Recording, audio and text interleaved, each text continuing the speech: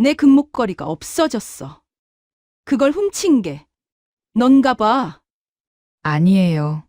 저는 안 가져갔습니다. 뭐라고? 그럼 누가 가져간 거야? 임신한 며느리는 억울함으로 떨렸습니다. 하지만 시어머니의 의심은 거기서 멈추지 않았습니다. 경찰에 신고까지 당했습니다. 도둑 취급을 받은 채 조사를 받아야 했습니다.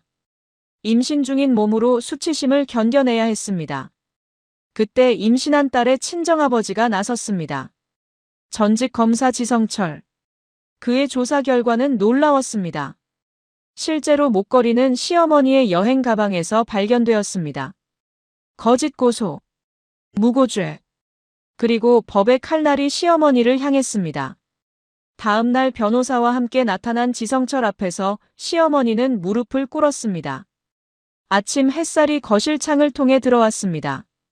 강미숙은 화장대 거울 앞에서 새로 산 금목걸이를 여러 각도에서 살펴봤습니다. 18금 순금으로 만들어진 그것은 손목 굵기만 해도 무게감이 느껴졌습니다. 남편 생일 선물이라며 어제 백화점에서 구입했던 물건이었습니다. 가격표를 본 남편도 놀랐을 정도였습니다. 하지만 강미숙은 후회하지 않았습니다.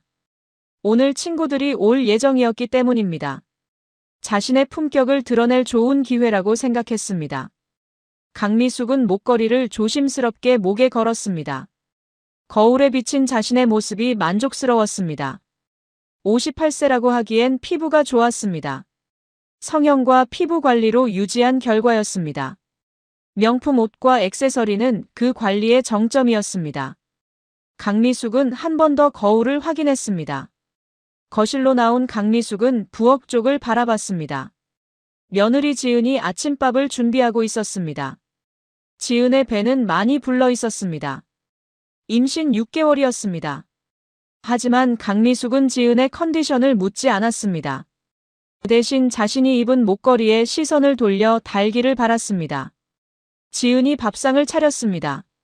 미역국, 계란말이, 나물 반찬들이 놓였습니다. 평소처럼 정성스러운 아침상이었습니다. 와, 내 목걸이 봤어? 강미숙이 물었습니다. 목소리에 자랑이 묻어났습니다. 지은이 고개를 들었습니다. 강미숙의 목에 걸린 금목걸이가 보였습니다. 햇살에 반사되며 은은하게 빛났습니다. 네. 정말 예쁘세요. 지은이 대답했습니다. 강미숙은 목걸이를 손으로 들어 올렸습니다. 묵직한 무게감을 느끼게 하려는 의도였습니다. 이게 순금이야. 18금.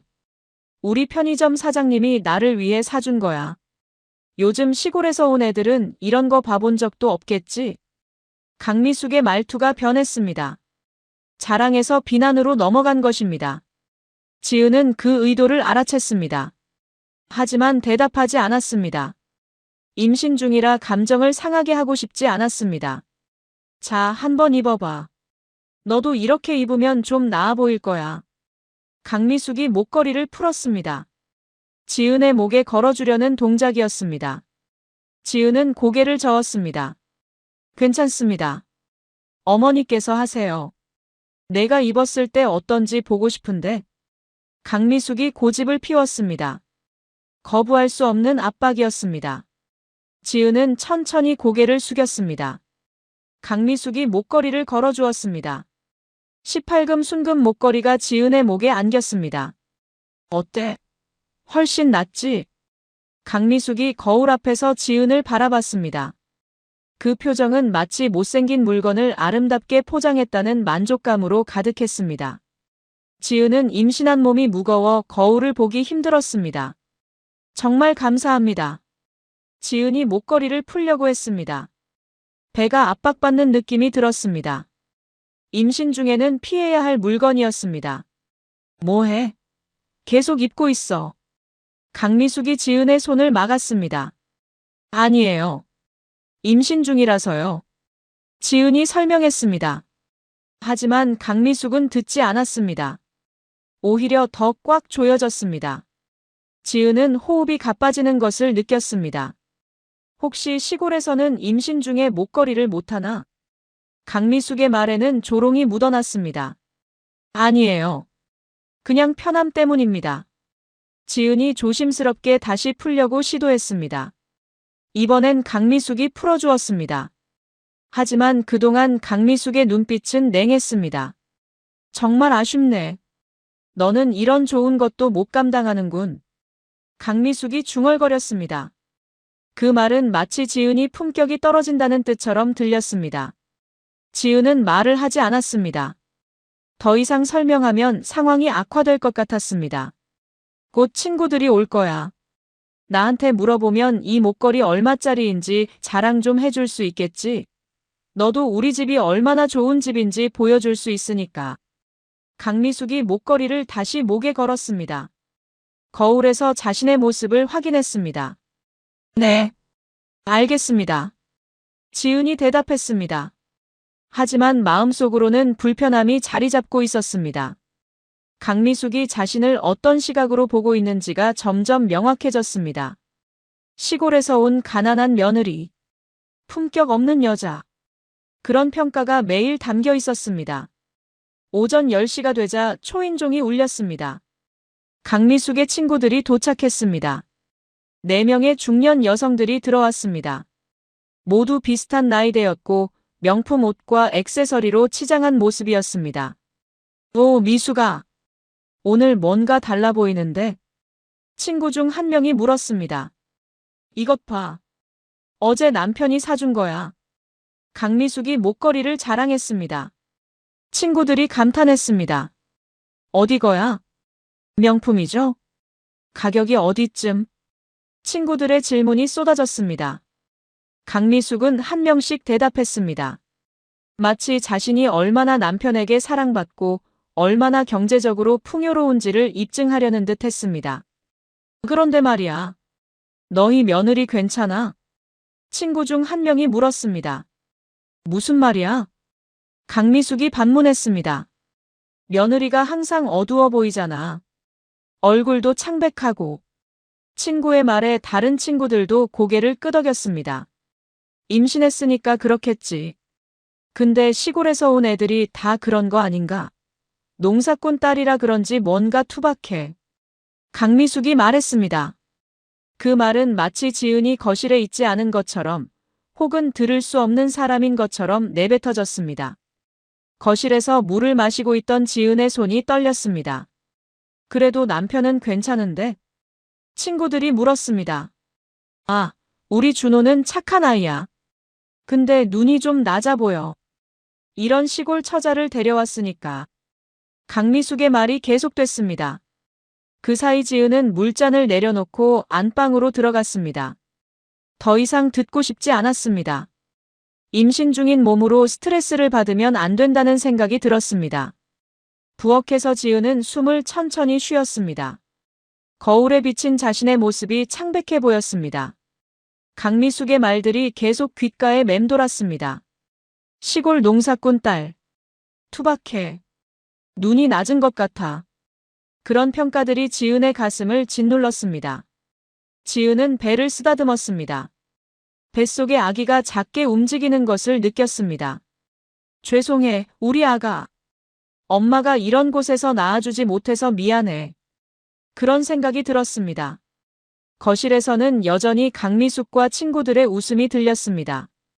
그 웃음이 모두 자신을 비웃는 것처럼 느껴졌습니다. 지은은 안방에 누워 창밖을 바라봤습니다. 한강이 보였습니다. 평온해 보이는 강물도 내면은 복잡할 것 같았습니다. 자신처럼요. 오후 2시가 되자 강미숙의 친구들이 나갔습니다. 거실은 다시 조용해졌습니다. 강미숙은 소파에 누워 휴식을 취했습니다. 지은은 부엌에서 저녁 준비를 시작했습니다. 오늘 남편은 회사에서 늦게 돌아올 예정이었습니다. 지은의 손은 여전히 떨리고 있었습니다. 칼질을 할 때도 조심해야 했습니다. 임신 중에 다치면 안 되기 때문입니다. 하지만 마음의 상처는 이미 깊었습니다. 매일 반복되는 무시와 모욕. 그것이 얼마나 오래 계속될지 몰랐습니다. 저녁 6시가 되자 남편 준호가 집에 들어왔습니다. 회사원인 준호는 넥타이를 풀며 들어왔습니다. 지은은 음식을 담고 있었습니다. 어머니는? 준호가 물었습니다. 아직 주무시는 것 같습니다.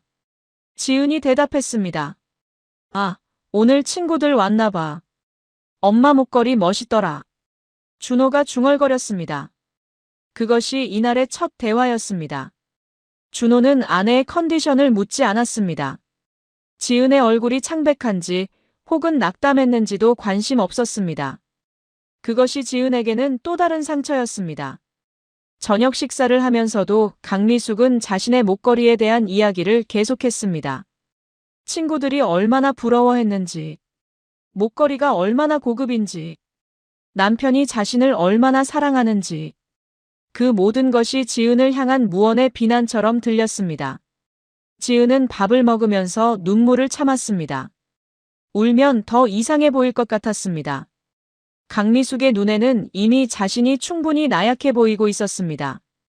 밤 10시가 되자 지은은 침대에 누웠습니다. 준호는 아직 거실에 앉아 있었습니다. 지은은 임신한 몸으로 뒹굴 수 없었습니다. 한 자세로 오래 누워 있으면 허리가 아팠습니다. 하지만 움직일 수도 없었습니다. 마음이 너무 무거웠기 때문입니다. 창밖으로 한강의 야경이 보였습니다. 불빛들이 강물에 반사되어 반짝였습니다. 아름다운 풍경이었습니다. 하지만 지은의 눈에는 그것도 희망처럼 보이지 않았습니다. 절망의 시작일 뿐이었습니다. 다음 날 아침이 되었습니다. 지은은 평소처럼 일찍 일어나 아침을 준비했습니다. 임신 중이지만 할 일은 여전히 많았습니다. 강미숙은 여전히 거실에서 뉴스를 봤습니다. 준호는 회사로 나갔습니다. 오전 9시경 강미숙이 침실에서 나왔습니다. 화장대 앞에 서서 자신의 물건들을 정리하고 있었습니다. 그때 갑자기 강미숙의 얼굴이 굳었습니다. 어디 갔지? 강미숙이 중얼거렸습니다. 뭐가요? 지은이 물었습니다. 내 목걸이. 강미숙이 대답했습니다. 모르겠어요. 지은의 얼굴이 창백해졌습니다. 예감이 들었습니다. 이건 시작일 뿐이라는 것을요. 내 금목걸이가 없어졌어. 강미숙의 목소리가 높아졌습니다. 지은은 거실에서 방향을 돌렸습니다. 어제 분명히 화장대에 뒀는데. 강미숙이 서랍을 열었다 닫았다를 반복했습니다. 물건들이 흩어지고 있었습니다. 어머니, 혹시 다른 곳에 두지 않으셨나요? 지은이 조심스럽게 제안했습니다. 아니야. 분명히 여기 뒀어. 어제 밤에도 봤거든.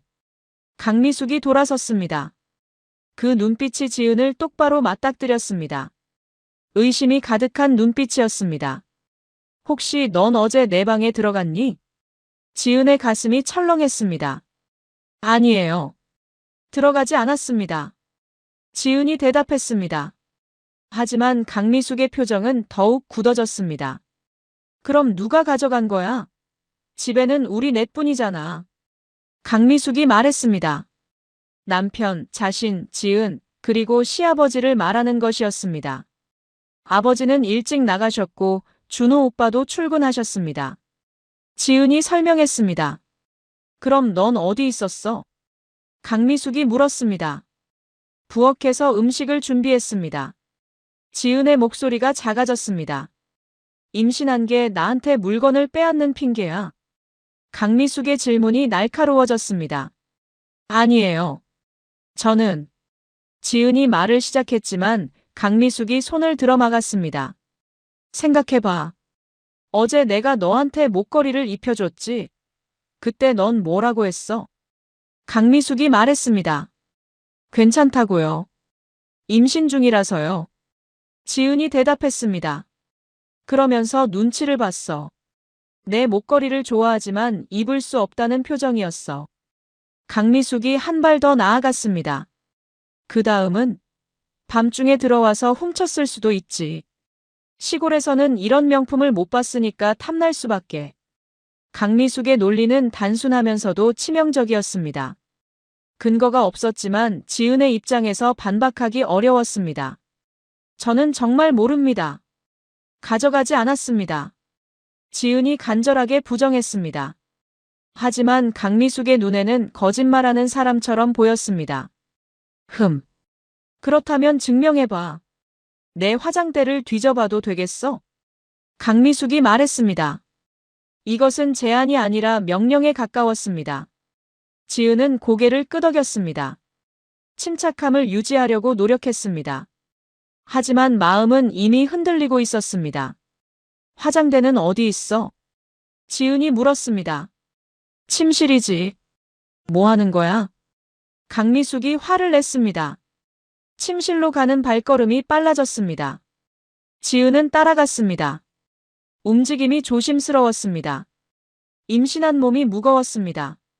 침실의 화장대 앞에서 강미숙은 지은을 옆으로 밀어냈습니다. 아니, 내가 봐줄게. 강미숙이 서랍들을 하나씩 열었습니다. 물건들이 흐트러졌습니다. 화장품, 목걸이, 팔찌, 반지들이 뒤섞였습니다. 없네. 강미숙이 중얼거렸습니다. 하지만 의심은 풀리지 않았습니다. 침대 밑도 확인해봐. 혹시 숨겨뒀을 수도 있지. 강미숙이 지은을 향해 말했습니다. 이제 강미숙은 경찰 같았습니다. 지은은 침대 밑을 들여다봤습니다. 먼지와 신발만 있었습니다. 정말 없어요. 저는 가져가지 않았습니다. 지은이 필사적으로 부정했습니다. 그럼 누가 가져간 거야? 왜 자꾸 나한테만 물어? 강미숙이 손을 허리에 얹었습니다. 위협적인 자세였습니다. 아버지나 준호 오빠도 있잖아요. 혹시 그분들이? 지은이 조심스럽게 제안했습니다. 하지만 강미숙은 코웃음을 쳤습니다. 우리 남편이? 우리 아버지가? 웃기지 마. 강미숙의 목소리가 높아졌습니다. 그럼 내가 이 집에서 가장 가능성 낮은 사람이라는 거야? 지은이 묻고 싶었지만 말하지 않았습니다. 넌 처음부터 의심받는 게 너무 자연스럽지 않냐? 시골에서 온 애들이 다 그런 거 같아. 가난하게 자라니까 좋은 것에 욕심이 생기는 거야. 강미숙의 말이 계속됐습니다.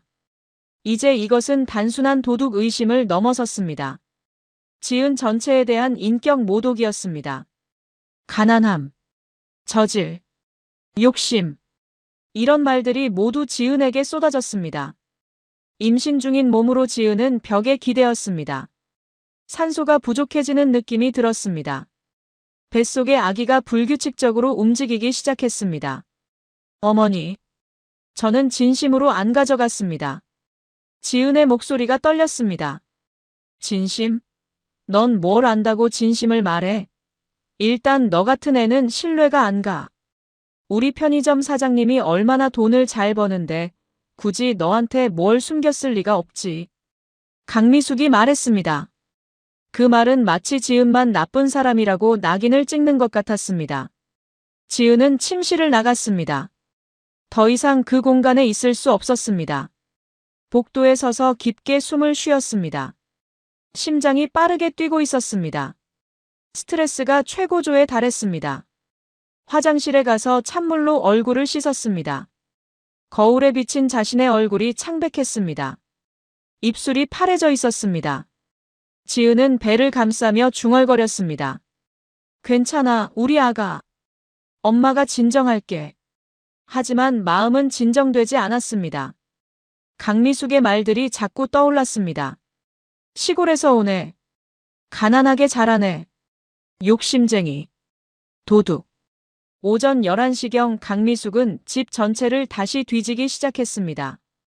거실, 침실, 부엌, 욕실. 모든 장소가 조사 현장이 되었습니다. 그리고 그 과정에서 강미숙은 수시로 지은에게 눈빛을 보냈습니다. 마치 지은이 언제든 잘못을 자백할 때를 기다리는 것처럼요. 정오가 되자 강미숙은 소파에 앉았습니다.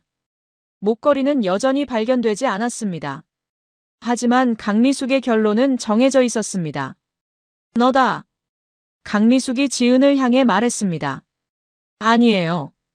지은이 다시 한번 부정했습니다. 그럼 뭐야?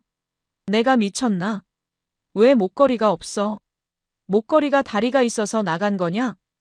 강미숙의 질문이 모욕적이었습니다. 찾아보겠습니다. 지은이 말했습니다. 찾아본들 소용없지. 너가 숨겨뒀으면 나올 리가 없잖아. 강미숙이 말했습니다. 그 순간 지은은 절망적이었습니다. 아무리 부정해도 강미숙은 이미 지은을 유죄로 판정했습니다. 거기서 빠져나올 방법은 없어 보였습니다. 오후 1시가 되자 준호가 점심을 먹으러 집에 들어왔습니다. 정보통신 회사의 팀장인 준호는 바쁜 일정 속에서도 집에 들어올 시간을 낼 정도로 시간을 관리했습니다. 점심 준비하냐? 준호가 물었습니다. 네. 지금 하겠습니다. 지은이 대답했습니다. 어머니는 거실 소파에 누워 있습니다. 지은이 말했습니다. 준호는 거실로 갔습니다. 지은은 부엌에서 밥을 푸기 시작했습니다. 손이 여전히 떨렸습니다.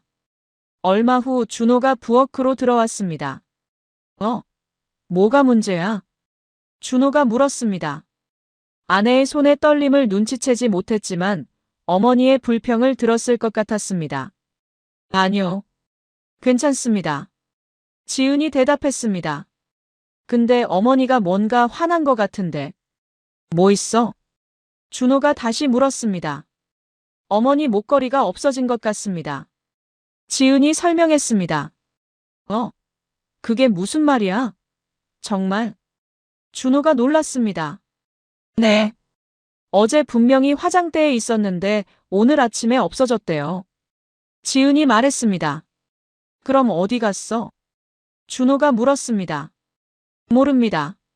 지은이 작은 목소리로 대답했습니다. 준호는 거실로 나갔습니다. 지은은 밥을 담으면서 침을 삼켰습니다. 이제 상황이 더 복잡해질 것 같았습니다. 거실에서는 준호와 강미숙의 대화가 들렸습니다. 그게 말이 되냐고? 목걸이가 증발했다고? 준호가 물었습니다. 넌 어제 그 며느리가 집에 머물렀지 않니? 강미숙이 되물었습니다. 맞는데. 그런데? 그건 지은이가 가져간다는 뜻이냐고. 준호의 목소리가 올라갔습니다. 하지만 그것은 어머니를 비난하는 것이 아니었습니다. 모호한 물음이었습니다. 지은이가 얘기했나? 그럼 너도 물어봐. 강미숙이 말했습니다. 지은이가 부엌에서 밥을 담으면서 눈물을 참았습니다. 남편의 목소리에도 의심이 묻어 있었습니다. 혹은 자신을 믿지 않는다는 신호였습니다. 식탁에 앉아서도 준호는 지은을 자주 바라봤습니다. 마치 아내를 조사하는 것처럼요. 지은은 밥을 먹는 척했습니다. 하지만 음식 맛을 알 수 없었습니다. 점심을 먹은 준호는 다시 회사로 나갔습니다. 거실에는 강미숙과 지은만 남았습니다. 강미숙은 소파에서 지은을 계속 바라봤습니다. 그 시선이 따뜻하지 않았습니다. 의심의 시선이었습니다.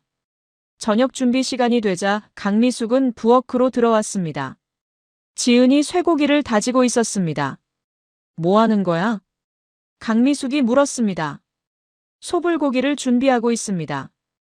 지은이 대답했습니다. 생각해봐.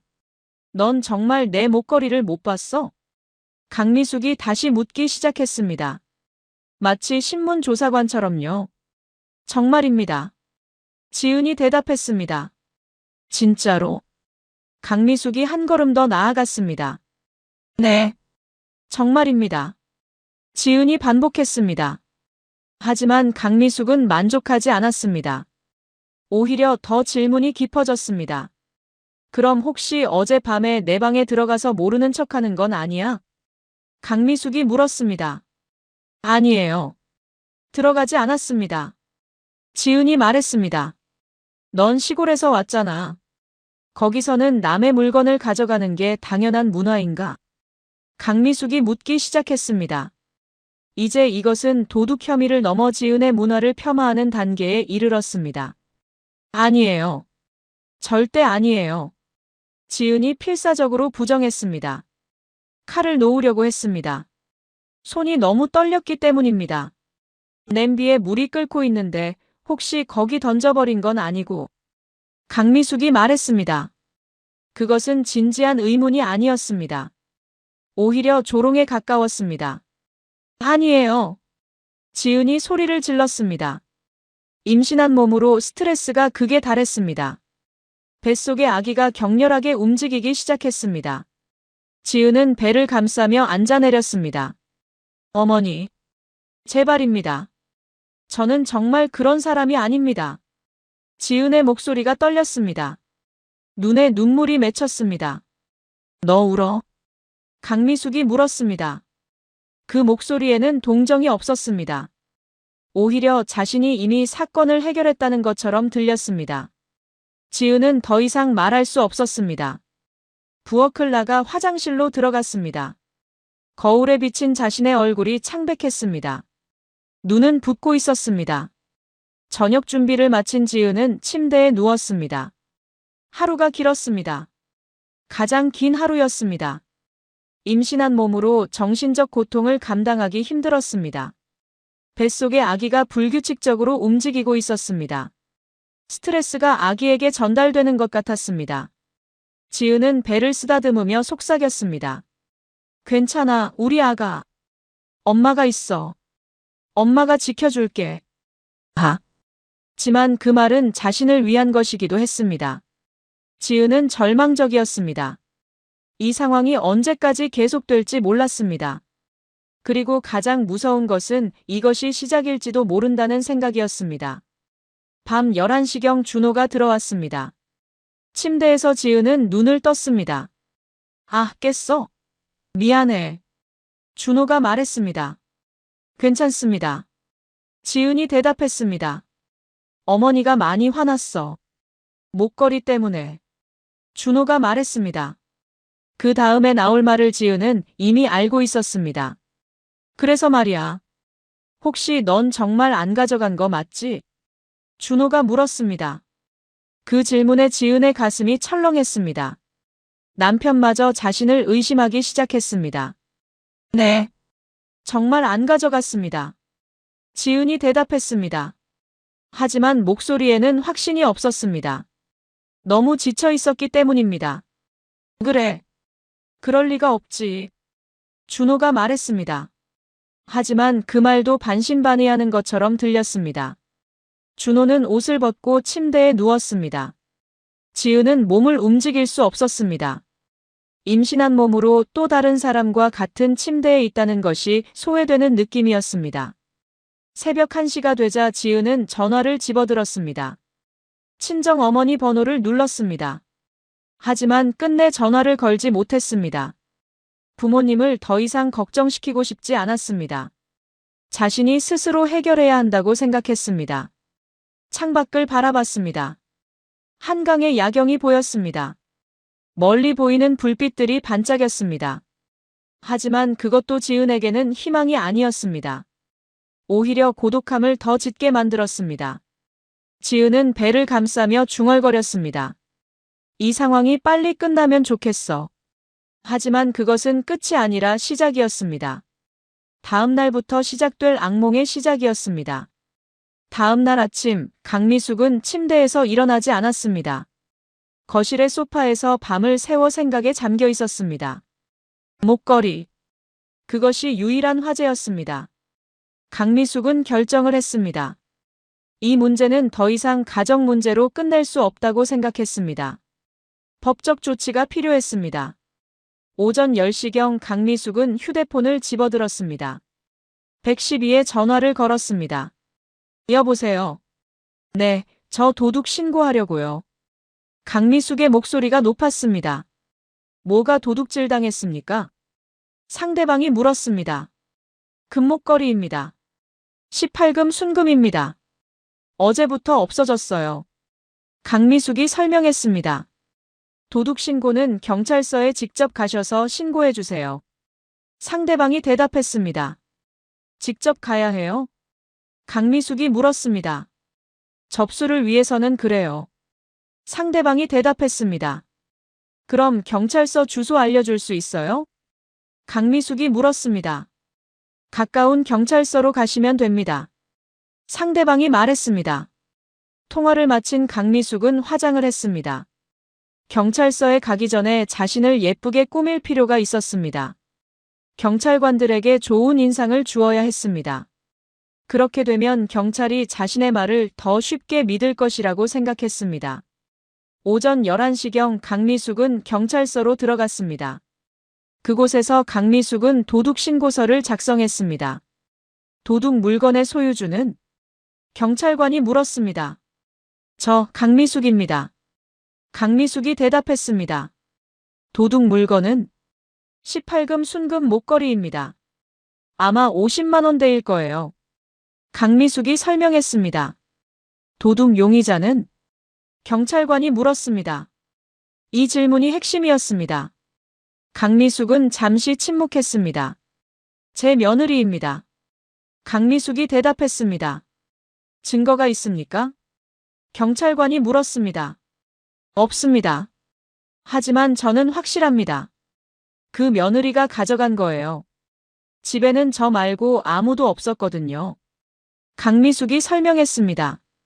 그것은 논리이기보다는 추측이었습니다. 하지만 강미숙의 태도는 확신에 차 있었습니다. 알겠습니다. 경찰이 직접 방문해서 상황을 파악하겠습니다. 경찰관이 말했습니다. 정말 감사합니다. 강미숙이 경찰관의 손을 잡으며 말했습니다. 그 손을 잡는 행동에는 감사 이상의 의미가 있었습니다. 자신이 옳다고 경찰에게 확신시키려는 의도였습니다. 오후 2시경 경찰차가 준호의 집 앞에 정차했습니다. 지은은 부엌에서 점심을 준비하고 있었습니다. 경찰차의 사이렌 소리를 들었습니다. 뭔가 일이 있나? 지은이 중얼거렸습니다. 그리고 현관 초인종이 울렸습니다. 초인종 소리에 강미숙이 벌떡 일어났습니다. 경찰이 왔습니다. 강미숙은 현관을 열었습니다. 안녕하세요. 경찰입니다. 도둑 신고 관련해서요. 경찰관 2명이 들어왔습니다. 한 명은 중년 남성이고 한 명은 젊은 여성이었습니다. 아, 맞습니다. 제 목걸이를 훔친 게 바로 그 며느리예요. 강미숙이 즉시 손가락질을 했습니다. 그 손가락이 가리킨 곳은 부엌이었습니다. 지은이 그곳에 서 있었습니다. 부엌에서 지은은 순간 세상이 돌아가는 것 같았습니다. 경찰관? 여기 왜? 순간 모든 상황이 이해가 되었습니다. 지은이라는 분입니까? 젊은 여성 경찰관이 물었습니다. 네. 지은이 떨리는 목소리로 대답했습니다. 도둑 혐의로 신고되셨습니다. 조사에 협력해 주시겠습니까? 중년 남성 경찰관이 말했습니다. 아니에요. 저는 지은이 말을 시작했지만 강미숙이 끼어들었습니다. 얘가 어제 제 목걸이를 훔쳤어요. 시골에서 온 애라 명품을 본 적이 없어서 탐내는 거예요. 강미숙이 말했습니다. 경찰관들은 지은을 바라봤습니다. 제가 가져가지 않았습니다. 지은이 필사적으로 부정했습니다. 혹시 목걸이가 어디 있을까요? 젊은 여성 경찰관이 물었습니다. 모릅니다. 저는 정말 안 가져갔습니다. 지은이 말했습니다. 하지만 경찰관들의 눈빛에는 의심이 있었습니다. 그럼 자신의 방을 들여다봐도 되겠습니까? 중년 남성 경찰관이 물었습니다. 이것은 제안이 아니라 명령에 가까웠습니다. 지은은 고개를 끄덕였습니다. 할 수 없었습니다. 경찰관들은 지은의 방을 조사했습니다. 옷장, 서랍, 침대 및 모든 곳을 살펴봤습니다. 하지만 목걸이는 없었습니다. 목걸이가 없네요. 젊은 여성 경찰관이 말했습니다. 혹시 내 방도 확인해야 하나? 지은이 물었습니다. 일단 이 정도면 됩니다. 중년 남성 경찰관이 말했습니다. 그런데 임신 중이신 것 같은데. 젊은 여성 경찰관이 지은의 배를 바라봤습니다. 네. 6개월입니다. 지은이 대답했습니다. 그래도 신고된 상황이니 경찰서에 와서 조사받으셔야 합니다. 내일 경찰서로 와주세요. 중년 남성 경찰관이 말했습니다. 내일이요? 지은이 물었습니다. 충격이었습니다. 경찰서에 가야 한다니요. 혹은 보호자 동반도 가능합니다. 젊은 여성 경찰관이 말했습니다. 그 말에도 따뜻함은 없었습니다. 경찰관들은 떠났습니다. 남겨진 것은 수치심과 모욕감이었습니다. 강미숙은 거실 소파에 앉아 있었습니다. 표정에는 만족감이 가득했습니다. 미숙, 이게 뭐 하는 짓이야? 시아버지가 거실로 들어왔습니다. 그는 경찰차 소리를 듣고 나왔습니다. 시아버지 지성칠은 65세의 차분한 성격의 사람이었습니다. 전직 은행원이었습니다. 우리 목걸이를 훔친 게 그 며느리라고요. 경찰에 신고했어요. 강미숙이 대답했습니다. 뭐? 신고? 증거도 없이? 시아버지의 목소리가 높아졌습니다. 저는 확실합니다. 강미숙이 고집을 피웠습니다. 이건 너무 심하다. 임신 중인 며느리한테 이런 짓을. 시아버지가 말했습니다. 하지만 강미숙은 시아버지를 무시했습니다. 자신이 옳다고 확신했습니다. 지은은 부엌에서 나오지 않았습니다. 거실에서 남편과 강미숙의 대화가 들렸을 때부터 지은은 침대에 누웠습니다. 임신한 몸으로 정신적 고통을 견디기가 힘들었습니다. 새벽 2시가 되자 지은은 친정에 전화를 걸었습니다. 엄마, 내 목소리가 작았습니다. 뭐야, 뭐 있어? 친정 어머니 박영숙 55세의 목소리가 들렸습니다. 엄마. 지은의 목소리가 흔들렸습니다. 뭐 있는데? 박영숙이 물었습니다. 나 여기서 정말 힘들어. 지은이 울면서 말했습니다. 뭐? 박영숙이 깜짝 놀랐습니다. 시어머니가 나를 도둑으로 몰아서 경찰까지 신고했어. 지은이 모든 것을 설명했습니다. 목걸이 분실, 의심, 그리고 경찰 신고까지. 뭐, 정말? 박영숙의 목소리가 높아졌습니다. 분노였습니다. 엄마, 지금 어떻게 해야 해? 지은이 물었습니다. 내일 경찰서에 가면 안 된다. 오빠한테 연락하자. 박영숙이 말했습니다. 오빠라는 것은 지은의 오빠, 그리고 지은의 아버지 지성철을 의미했습니다. 오빠란 호칭을 쓰는 것은 더 이상 시아버지를 의미하는 것이 아니었습니다. 친정 아버지 지성철의 또 다른 역할을 나타내고 있었습니다. 아버지? 지은이 물었습니다. 응. 너희 아버지는 예전에 검사였어. 이런 건 아버지가 가장 잘 알아. 박영숙이 설명했습니다. 검사. 지은이 놀랐습니다. 자신의 아버지 지성철이 전직 검사였다는 사실을 정확히는 알고 있었지만 지금까지 그 사실이 도움이 될 줄은 몰랐습니다. 응. 지금 아버지한테 전화해. 박영숙이 말했습니다. 새벽 2시 30분, 지은은 아버지 지성철에게 전화를 걸었습니다. 지성철은 서울에서 변호사 사무실을 운영하고 있었습니다. 전직 검사로서의 경험을 살려서요. 아버지. 지은의 목소리가 작았습니다.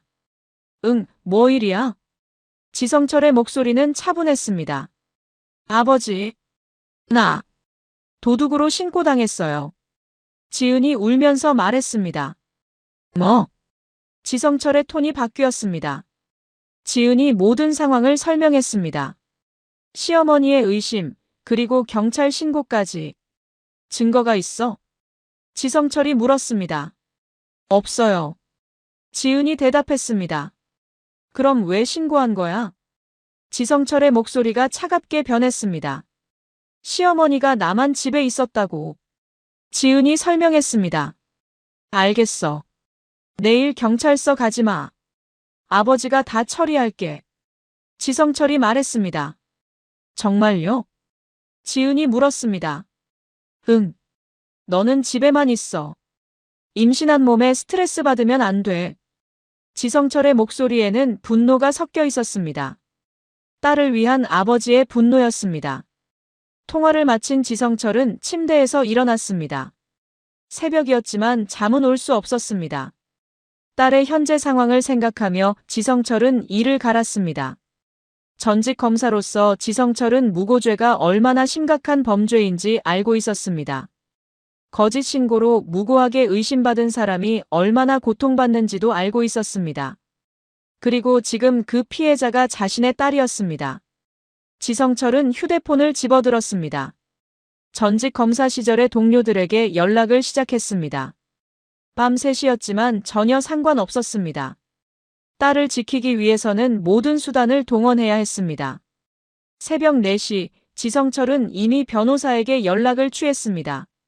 지성철의 오래된 친구이자 변호사인 이준호는 긴 시간이 지났음에도 불구하고 전직 검사 친구의 급한 전화에 응했습니다. 무고죄? 증거 없이? 이준호가 물었습니다. 응. 딸이 임신 중이고 정말 안 가져갔어. 지성철이 설명했습니다. 그럼 내가 조사를 시작하자. 금목걸이라고? 이준호가 말했습니다. 응. 18금 순금이야. 지성철이 대답했습니다. 알겠어. 오늘 아침 그 집으로 갈게. 물건이 있는지 없는지 확인하고 시어머니도 만나봐야 해. 이준호가 말했습니다. 고마워. 정말 고마워. 지성철이 감사의 말을 했습니다. 오전 8시경 지성철은 준호와 지은이 사는 아파트에 도착했습니다. 변호사 이준호와 함께였습니다. 둘은 현관 앞에서 초인종을 눌렀습니다. 누구세요? 강미숙의 목소리가 들렸습니다. 안녕하세요. 저는 지은이의 아버지 지성철입니다.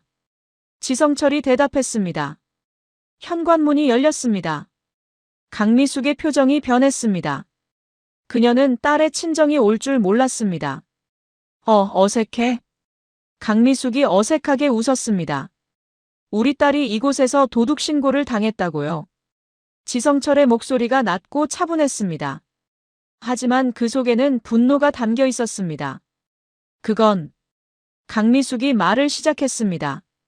제 이름은 이준호입니다. 변호사입니다. 이준호가 강미숙을 바라봤습니다. 그 시선은 따뜻하지 않았습니다. 변호사의 눈빛이었습니다. 조사를 위해 집을 살펴봐도 괜찮겠습니까? 이준호가 물었습니다. 그것은 제안이 아니라 요구에 가까웠습니다. 그건 강미숙이 다시 말을 시작했지만 지성철이 앞으로 나아갔습니다. 거실을 바라봤습니다. 목걸이가 어디서 발견되었다고? 지성철이 물었습니다. 거기. 제 침실 화장대에. 강미숙이 가리켰습니다. 화장대를 봐도 괜찮을까요? 지성철이 물었습니다. 네. 강미숙이 대답했습니다. 선택의 여지가 없었습니다. 침실로 들어간 지성철과 이준호는 화장대를 살펴봤습니다. 이준호는 서랍들을 하나하나 확인했습니다. 목걸이가 없네요. 이준호가 말했습니다. 어제까지만 해도 여기 있었어. 강미숙이 말했습니다. 혹시 여행 가방이 있으세요? 이준호가 물었습니다. 여행 가방? 강미숙이 반문했습니다. 네. 혹시 어디 다녀오신 적 있으세요? 지성철이 물었습니다. 지난주에 부산 다녀왔어요. 왜? 강미숙이 물었습니다. 여행 가방을 봐도 될까요? 이준호가 물었습니다. 여기서. 강미숙이 옷장을 열었습니다. 여행 가방이 꽂혀 있었습니다.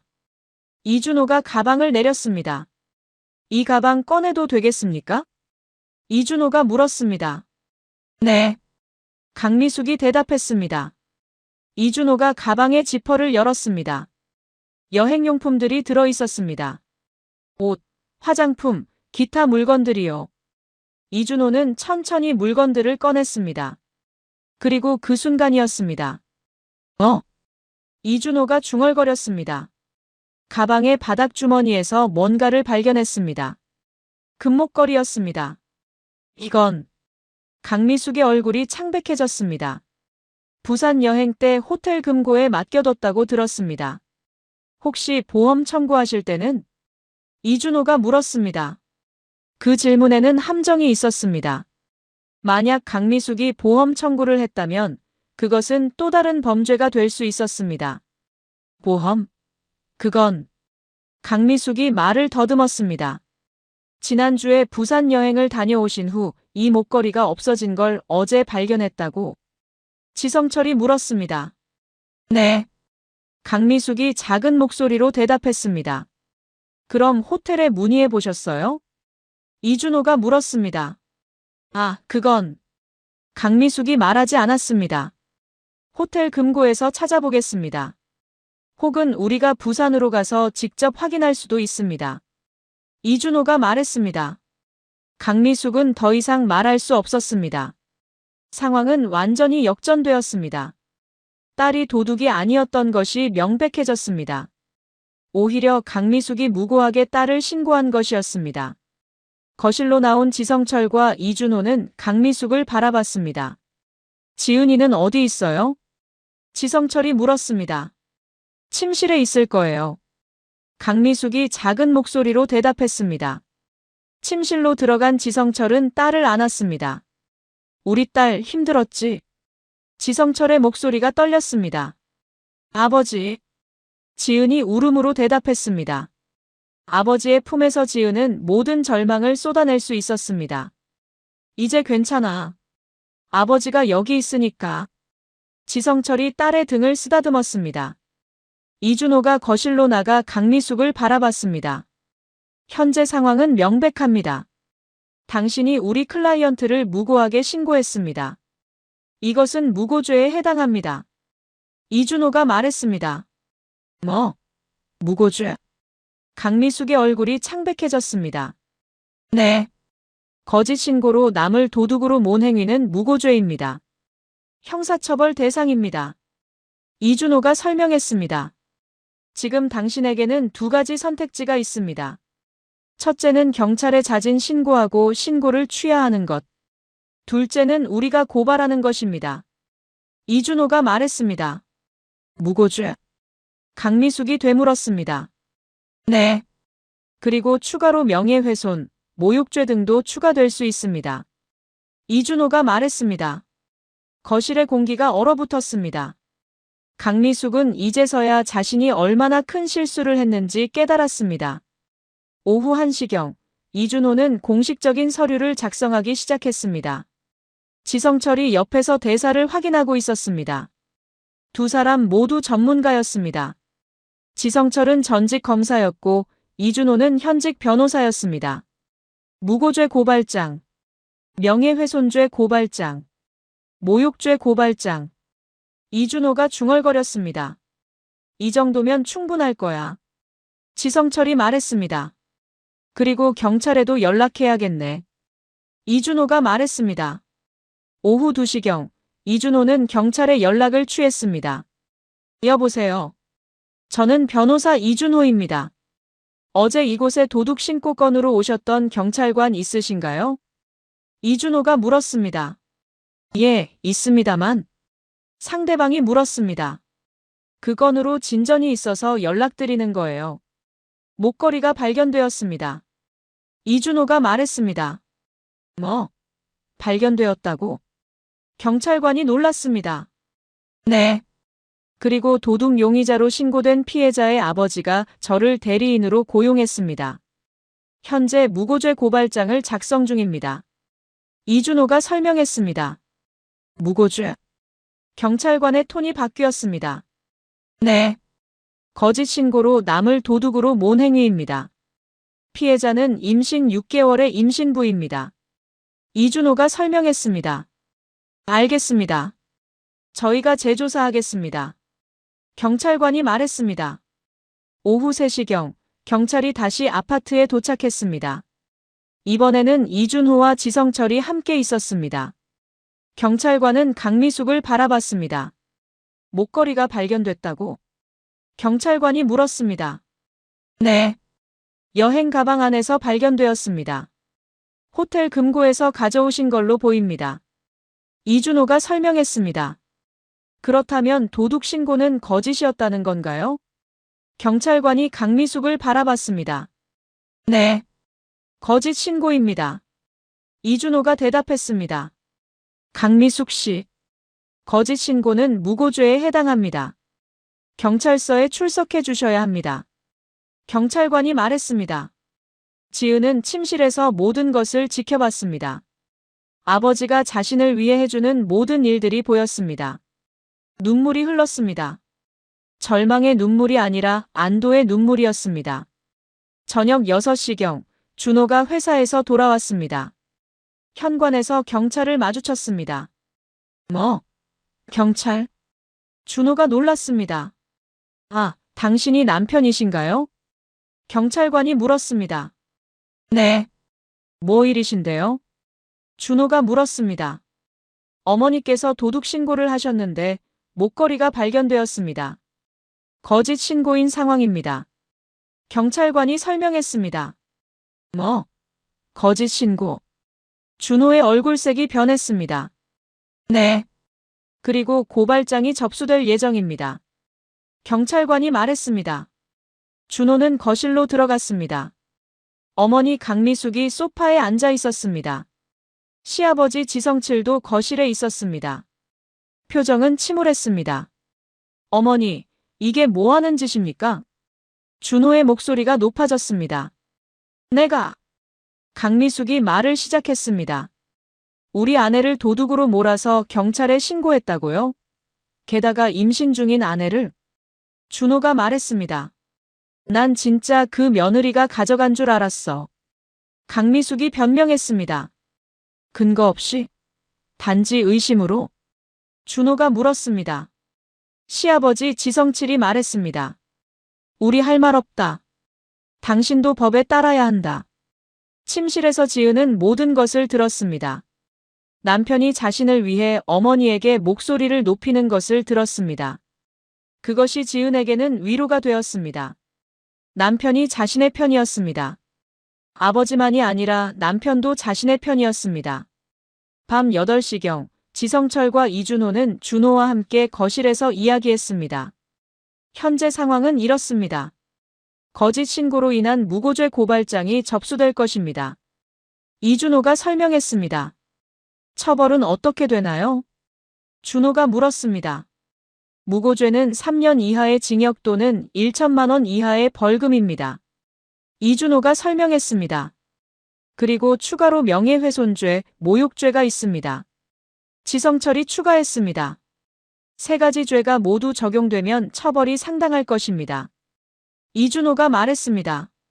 근데 어머니는 왜? 준호가 중얼거렸습니다. 어머니께서 판단을 잘못하셨어요. 목걸이가 없어졌을 때 호텔에 문의하지 않고 경찰에 신고했습니다. 그것이 모든 일의 시작이었습니다. 이준호가 설명했습니다. 침실로 들어간 지성철은 딸을 안았습니다. 우리 딸, 이제 괜찮아. 지성철이 말했습니다. 아버지가 다 해결했어. 지은이 눈물을 흘렸습니다. 이번은 안도의 눈물이었습니다. 절망에서 해방된 눈물이었습니다. 다음 날 아침 강미숙은 경찰서에 출석했습니다. 변호사 이준호가 동반했습니다. 경찰 조사 과정에서 강미숙은 자신의 실수를 인정해야 했습니다. 여기 거짓 신고 사항을 인정하십니까? 경찰관이 물었습니다. 네. 강미숙이 작은 목소리로 대답했습니다. 거짓 신고 이유가 뭡니까? 경찰관이 물었습니다. 목걸이가 없어져서 며느리가 가져간 줄 알았습니다. 강미숙이 설명했습니다. 증거가 있었나요? 경찰관이 물었습니다. 없습니다. 강미숙이 인정했습니다. 그렇다면 왜 신고했습니까? 경찰관이 다시 물었습니다. 가능성이 높다고 생각했습니다. 강미숙이 대답했습니다. 그 대답은 가장 약한 변명이었습니다. 조사가 끝난 후 이준호는 공식적으로 무고죄 고발장을 접수했습니다. 명예훼손죄와 모욕죄도 함께였습니다. 오후 1시경 이준호와 지성철은 다시 준호의 집에 도착했습니다. 이번에는 변호사 이준호만 들어갔습니다. 거실에 앉아있던 강미숙은 변호사의 모습을 보고 가슴이 철렁했습니다. 고발장을 접수했습니다. 이준호가 말했습니다. 고발장? 강미숙의 목소리가 떨렸습니다. 네. 무고죄, 명예훼손죄, 모욕죄 3가지입니다.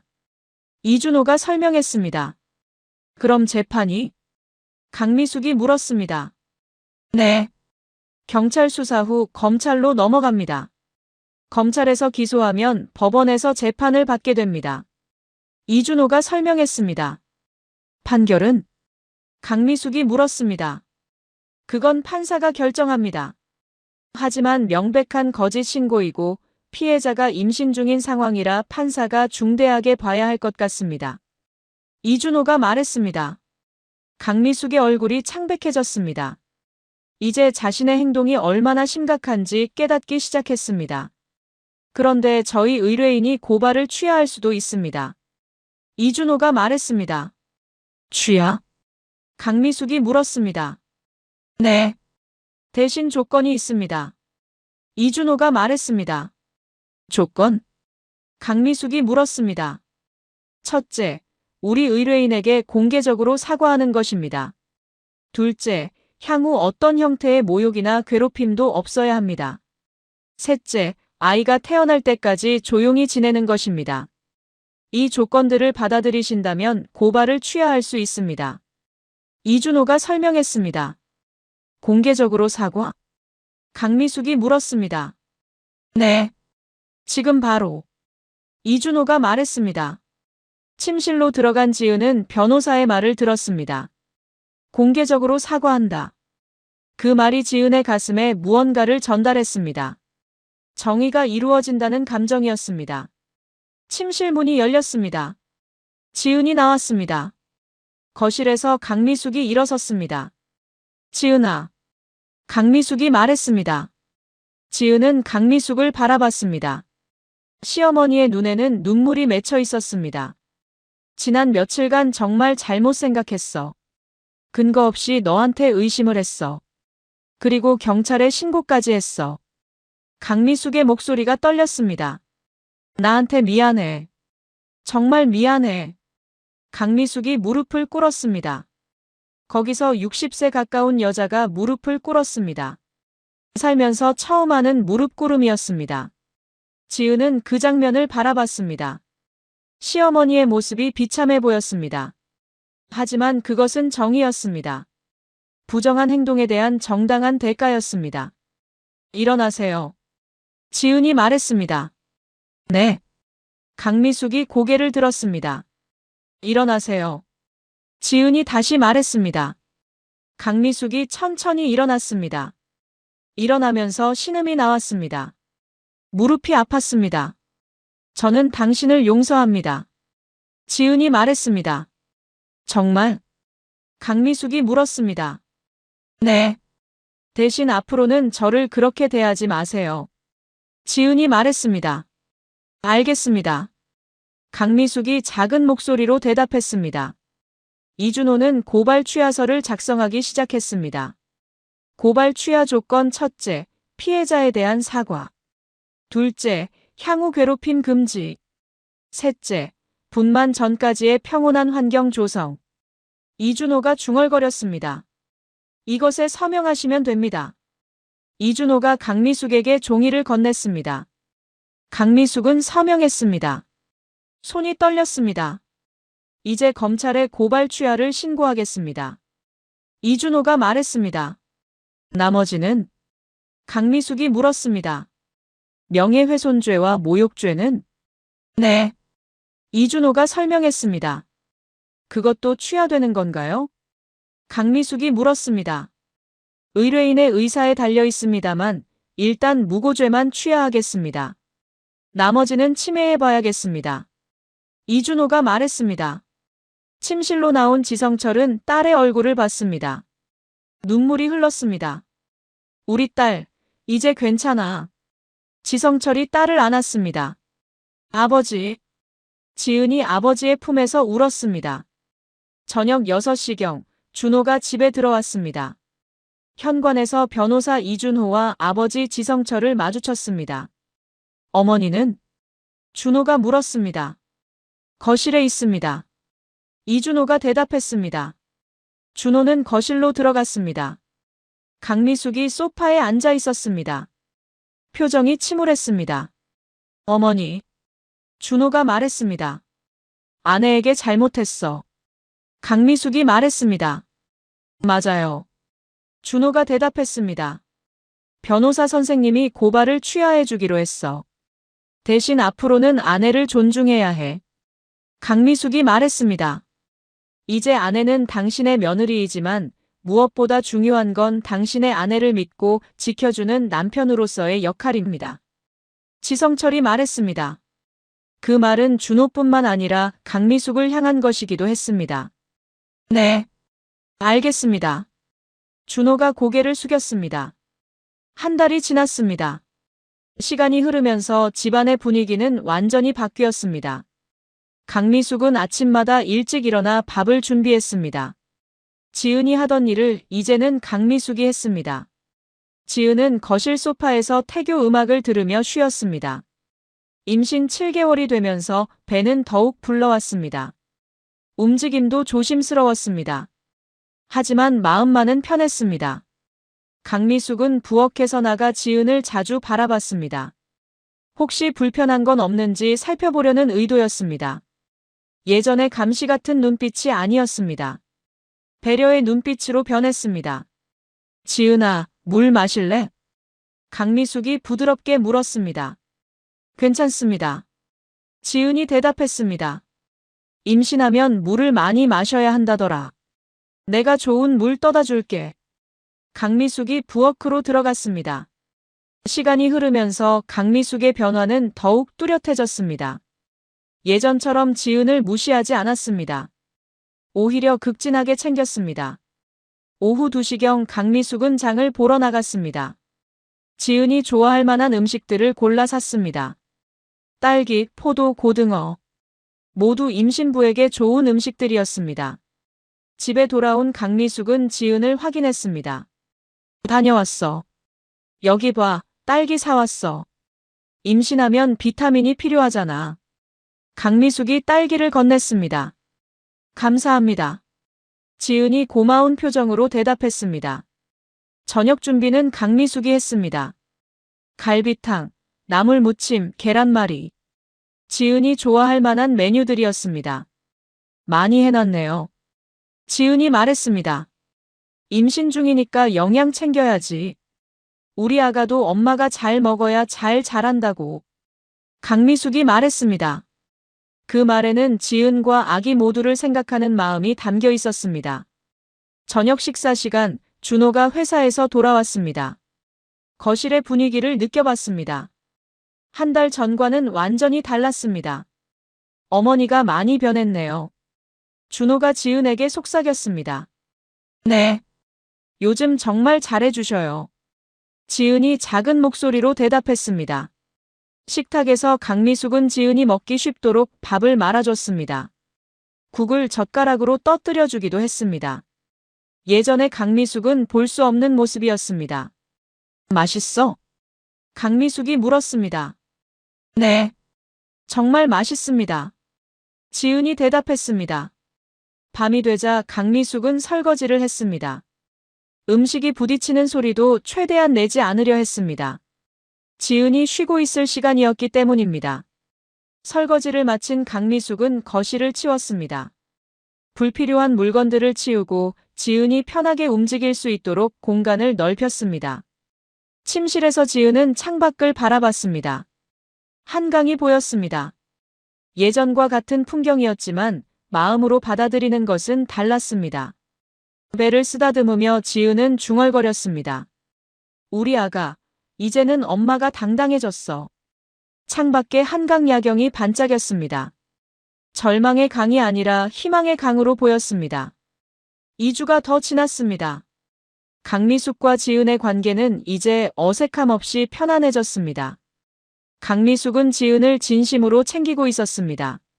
산부인과 검진날, 강미숙이 지은을 병원까지 모셔다 주겠다고 했습니다. 지은은 고개를 저었습니다. 괜찮습니다. 아니야. 내가 모셔다 줄 테니까. 강미숙이 고집을 피웠습니다. 예전의 명령형이 아니었습니다. 간청하는 것이었습니다. 그러면 감사하겠습니다. 지은이 받아들였습니다. 병원에서 돌아온 지은은 강미숙에게 말했습니다.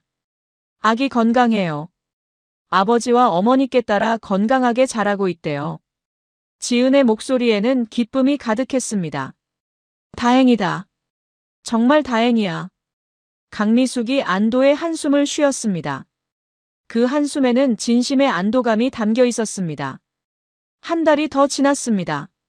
지은의 임신은 8개월에 진입했습니다. 배가 정말 많이 불러 있었습니다. 움직임도 더욱 조심스러워졌습니다. 강미숙은 지은을 위해 집안을 더욱 편안하게 만들었습니다. 위험한 물건들을 치우고 지은이 쉽게 이동할 수 있도록 경로를 만들었습니다. 밤이 되면 강미숙은 거실 불을 최소화했습니다. 지은이 편하게 쉬도록 하기 위함이었습니다. 그리고 한 번씩 침실을 들여다봤습니다. 혹시 불편한 건 없는지 확인하기 위해서요. 지은은 이런 강미숙의 변화를 지켜봤습니다. 처음에는 조심스러웠습니다. 언제 다시 돌변할지 모르니까요. 하지만 시간이 흐르면서 지은은 강미숙을 믿기 시작했습니다. 진정한 변화였습니다. 준호도 변했습니다. 예전처럼 어머니의 눈치를 보지 않았습니다. 아내에게 더 많은 관심을 기울였습니다. 아내를 보호하는 남편으로서의 역할을 하기 시작했습니다. 시아버지 지성칠도 달라졌습니다. 예전보다 아내 강미숙을 무시하지 않았습니다. 대신 더욱 차갑게 대했습니다. 그것이 강미숙에게는 가장 효과적인 경고였습니다. 밤 11시경 침실에서 지은은 남편에게 물었습니다. 여보, 요즘 어머니 많이 달라진 것 같아요. 네. 정말 많이 달라졌어. 준호가 대답했습니다. 정말 용서할 수 있을까요? 지은이 물었습니다. 그건 당신의 결정이야. 하지만 엄마는 진심으로 반성하는 것 같아. 준호가 말했습니다. 저는 완전히 용서할 수는 없지만 함께 살아갈 수는 있을 것 같아요. 지은이 말했습니다. 그게 가장 좋은 해결책일 것 같아. 준호가 아내의 손을 잡았습니다. 배를 쓰다듬으며 지은은 중얼거렸습니다. 우리 아가, 아직도 엄마가 당당해. 누구에게도 무시당하지 않을 거야. 분만 예정일이 다가왔습니다. 지은의 임신은 9개월을 넘어 38주가 되었습니다. 배는 이제 정말 무거웠습니다. 하지만 지은의 마음은 가벼웠습니다. 오전 8시경, 지은은 가벼운 진통을 느꼈습니다. 아직 본격적인 진통은 아니었지만 출산이 임박했다는 신호였습니다. 어머니. 지은이 거실에 있는 강미숙을 불렀습니다. 뭐야, 뭐 있어? 강미숙이 벌떡 일어났습니다. 좀 이상해요. 진통이 오는 것 같은데. 지은이 배를 감싸며 말했습니다. 아, 이제 때가 됐구나. 빨리 준비해. 병원 가자. 강미숙이 서둘렀습니다. 준호에게 연락했습니다. 준호는 즉시 회사를 나갔습니다. 새벽에 아이를 낳을 준비를 하고 있었기 때문입니다. 병원으로 가는 차 안에서 강미숙은 계속 지은을 신경 썼습니다. 진통이 심해. 괜찮아? 강미숙이 물었습니다. 네. 괜찮습니다. 지은이 대답했습니다. 남편아, 빨리 좀. 우리 아이 낳을 시간이 된 것 같잖아. 강미숙이 준호에게 말했습니다. 그 목소리에는 지은의 아기를 우리 아이라고 부르는 따뜻함이 있었습니다. 병원에 도착했습니다. 지은은 분만실로 들어갔습니다. 준호, 강미숙, 그리고 멀리서 온 지성철이 대기실에 앉았습니다. 오후 5시경, 아기 울음소리가 들렸습니다. 아, 태어났다. 간호사가 나와 알렸습니다. 몇 킬로예요? 강미숙이 물었습니다. 3.2kg의 건강한 남자아이입니다. 간호사가 대답했습니다. 남자아이? 정말? 다행이다. 강미숙이 눈물을 흘렸습니다. 그것은 기쁨의 눈물이었습니다. 준호는 아내와 아기를 보러 분만실로 들어갔습니다. 지은은 피곤해 보였지만 얼굴에는 미소가 가득했습니다. 축하해. 준호가 아내를 안았습니다. 우리 아가. 지은이 신생아를 바라봤습니다. 작은 얼굴, 작은 손가락.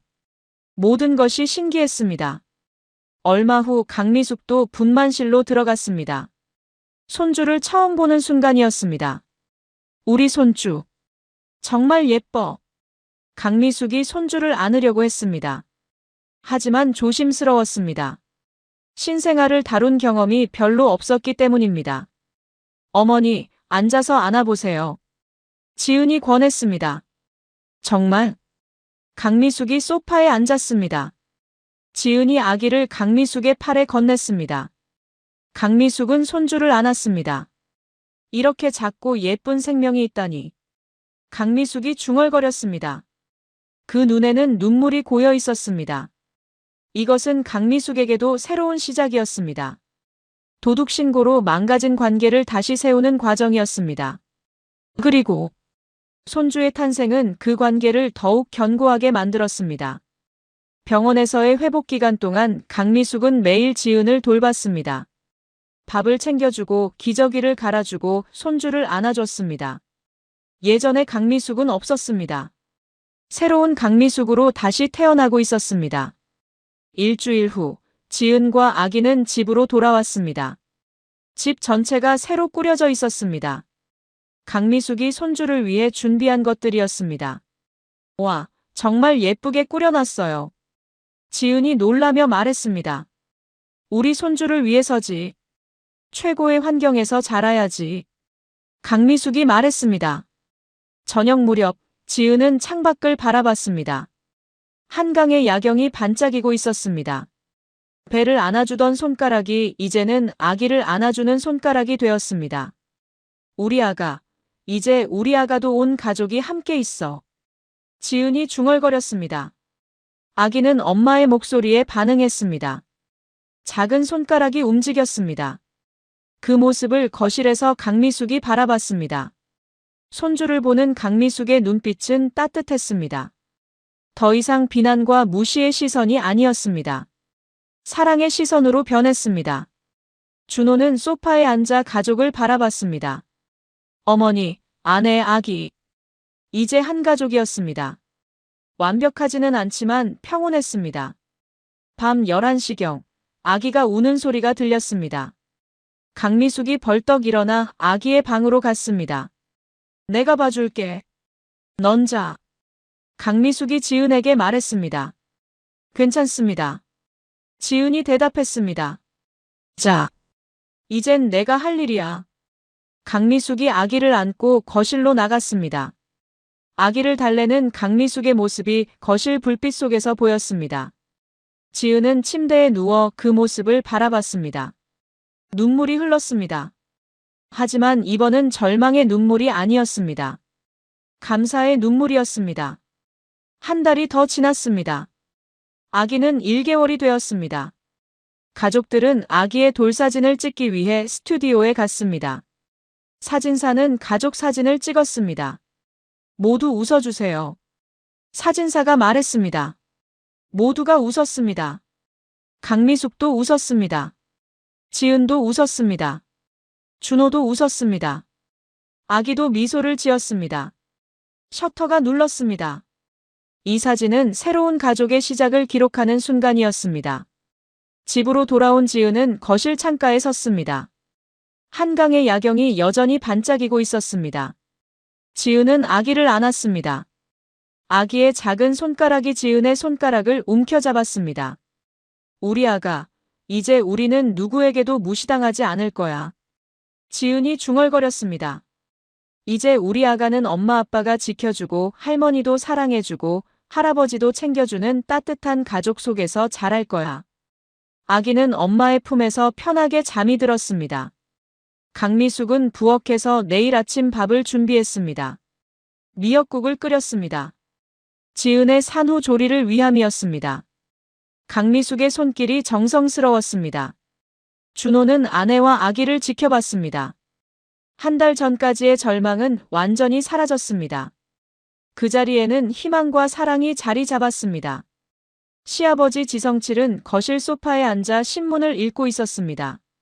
간간히 거실에 나온 손주를 바라봤습니다. 할아버지로서의 역할이 얼마나 소중한지 깨닫고 있었습니다. 밤이 깊어가자 모두가 자기 방으로 들어갔습니다. 침실에서 지은은 아기를 다시 확인했습니다. 아기는 평온하게 자고 있었습니다. 지은은 배를 쓰다듬었습니다. 임신 중 겪었던 모든 고통이 떠올랐습니다. 도둑신고, 경찰 조사, 절망의 밤들. 모든 것이 과거가 되었습니다. 하지만 지은은 그 경험을 잊지 않을 것입니다. 왜냐하면 그것이 자신과 가족을 더욱 단단하게 만들었기 때문입니다. 그리고 아버지의 정의로운 행동이 얼마나 소중한지 깨달았기 때문입니다. 창밖에 한강 야경이 여전히 반짝이고 있었습니다. 이제 그것은 지은에게 절망의 상징이 아니었습니다. 희망과 사랑의 상징이 되었습니다. 마지막 밤, 거실에서 강미숙이 아기를 안고 창가에 섰습니다. 한강을 바라보며 강미숙은 중얼거렸습니다. 이 아이가 엄마를 오해할 일이 없도록 내가 좋은 할머니가 되겠다. 강미숙의 다짐이었습니다.